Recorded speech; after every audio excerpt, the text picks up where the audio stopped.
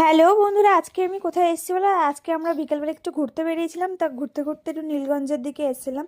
তো দেখো এখানে ফুচকা দেখতে পেয়েছি, তো যাই হোক এখানে তো আমি খাবোই। এখানে দেখো খেতেও দাঁড়িয়ে পড়েছি।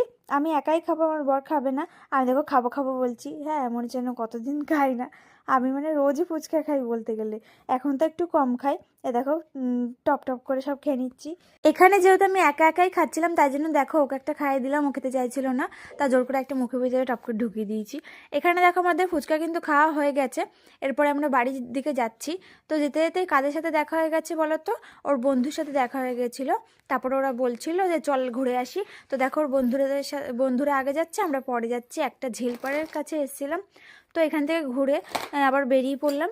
এখন যেহেতু শীতকাল, শীতে দেখবে রাস্তার ধারে যে চায়ের দোকানগুলো থাকে, সেখান থেকে কিন্তু চা খেতে বেশ ভালো লাগে। তাই জন্য আমরা চায়ের দোকানে চলে এসেছি।